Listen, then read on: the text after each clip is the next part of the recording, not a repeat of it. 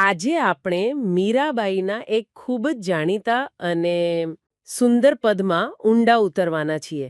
હા.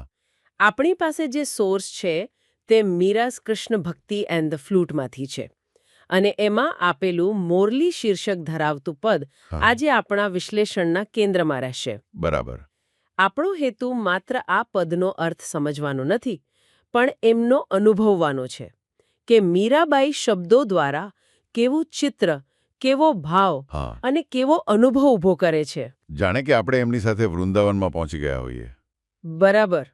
અને એ અનુભવ કરવા માટે મને લાગે છે કે મીરાબાઈના જીવનને યાદ કરવું ખૂબ જરૂરી છે. સાચી વાત. કારણ કે સ્ત્રોત આપણને જણાવે છે કે તેઓ એક રાજકુમારી હતા, હમ જેમની પાસે બધી જ સુખ સુવિધાઓ હતી. હમ છતાં તેમણે એ બધું ત્યજીને કૃષ્ણ ભક્તિનો માર્ગ પસંદ કર્યો. હમ એટલે જ્યારે તેઓ કવિતા લખે છે હમ ત્યારે એ માત્ર કલ્પના નથી હોતી, ના. પણ એમના જીવનના સંઘર્ષ, એમની પસંદગી અને અતૂટ શ્રદ્ધાનો પડઘો હોય છે. હમ અને આ પદમાં પણ આપણને એમની ભક્તિની તીવ્રતા અને સાદગી બંનેનો અનુભવ થશે. બહુ સાચી વાત. તો ચાલો આ યાત્રા શરૂ કરીએ.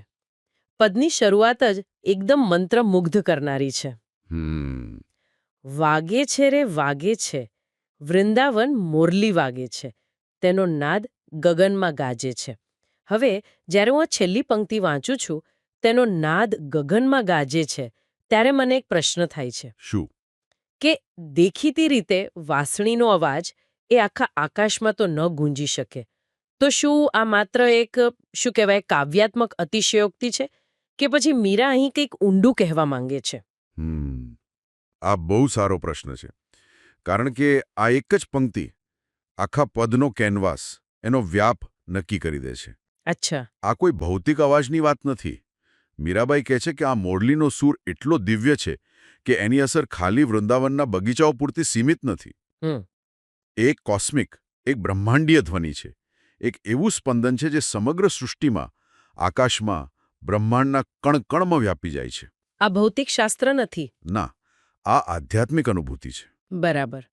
મોરલીનો નાદ અહીં ઈશ્વરની હાજરીનું પ્રતીક છે, જે સર્વવ્યાપી છે. એટલે કે આ નાદ એ માત્ર સાંભળવાની વસ્તુ નથી, પણ અનુભવવાની વસ્તુ છે, જેની અસર જળ ચેતન બધા પર થાય છે.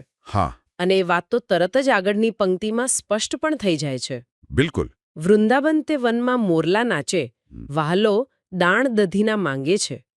અહીં અચાનક બે અલગ અલગ દ્રશ્યો એક સાથે આવી જાય છે. હા, જાણે કેમેરા કોસ્મિક વ્યૂમાંથી સીધો ઝૂમ ઇન થઈને વૃંદાવનની ધરતી પર આવી ગયો હોય. બરાબર. અને આ જ મીરાબાઈની કવિતાની સુંદરતા છે. હા. તેઓ એક શ્વાસમાં પરમતત્વ અને અંગત સખા બંનેની વાત કરી શકે છે. હા, પહેલું દ્રશ્ય જુઓ, મોરલા નાચી રહ્યા છે. હા. એનો અર્થ શું કે કૃષ્ણના સંગીતથી માત્ર માણસો જ નહીં, પ્રકૃતિ પણ આનંદિત થાય છે. આખી સૃષ્ટિ. હા, સમગ્ર સૃષ્ટિએ દિવ્ય સંગીતમાં ભાગ લે છે. પણ તરત જ મીરા આપણને કૃષ્ણની એકદમ માનવીય અને નટખટ લીલા પર લઈ આવે છે. દાણ દધીના માંગે છે. હા, આ તો એમની જાણીતી માખણચોરી અને ગોપીઓને ચીડવવાની વાત છે, ખરું ને? હા, બરાબર. દાણ એટલે કર અથવા ટેક્સ. હા. કૃષ્ણ ગોપીઓનો રસ્તો રોકીને મજાકમાં દહીં માખણનો કર માંગે છે. આ એક જ પંક્તિમાં મીરાએ કૃષ્ણના બે વિરાટ સ્વરૂપો બતાવી દીધા. વાહ. એક તરફ એ પરમાત્મા, જેના સંગીતથી બ્રહ્માંડ ગુંજે છે. અને બીજી તરફ એ જ પરમાત્મા એક પ્રેમાળ, નટખટ મિત્ર બનીને ગોપીઓ સાથે રમે છે. આ દર્શાવે છે કે ભક્તિ માર્ગમાં ભગવાન કોઈ દૂર બેઠેલી સત્તા નથી, પણ આપણા જીવનનો એક અભિન્ન હિસ્સો છે. બરાબર. તો કૃષ્ણ એક તરફ નટખટ છે અને બીજી તરફ પ્રકૃતિને નચાવનાર દિવ્ય શક્તિ પણ છે. હા, પણ આ બંને સ્વરૂપોનું સૌથી ભવ્ય મિલન ક્યાં જોવા મળે છે? મીરા આપણને સીધા રાસમંડળમાં લઈ જાય છે. હા. વૃંદાવન તે વનમાં રાસ રચ્યો છે, ભાલો રાસમંડળમાં બિરાજે છે.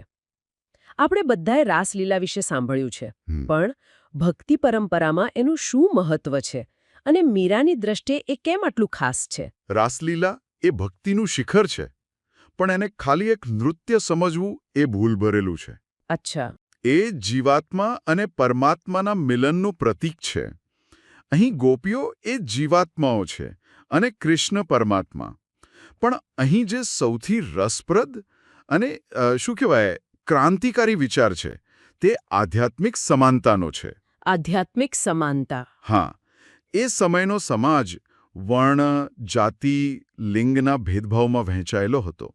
પણ રાસમંડળ એક એવું ક્ષેત્ર છે જ્યાં કોઈ ઊંચ નીચ નથી, કોઈ સ્ત્રી પુરુષનો ભેદ નથી. વાહ. દરેક જીવાત્મા પોતાના સામાજિક દરજ્જાને ભૂલીને સીધા પરમાત્મા સાથે એકાકાર થઈ શકે છે. આ તો બહુ ઊંડી વાત છે. મતલબ કે મીરા માટે રાસલીલા એ માત્ર એક ધાર્મિક કથા નહોતી, ના, પણ એક સામાજિક અને આધ્યાત્મિક બરાબરીનો સંદેશ હતો. બિલકુલ. ખાસ કરીને એમના જેવી સ્ત્રી માટે જે રાજમહેલના બંધનો તોડીને બહાર આવ્યા હતા. બિલકુલ. આ વિચાર કેટલો મુક્તિદાયક હશે. એકદમ. અને રાસમંડળમાં બિરાજે છે એ વાક્ય શું સૂચવે છે કે કૃષ્ણ આ સમગ્ર રચનાના કેન્દ્રમાં છે.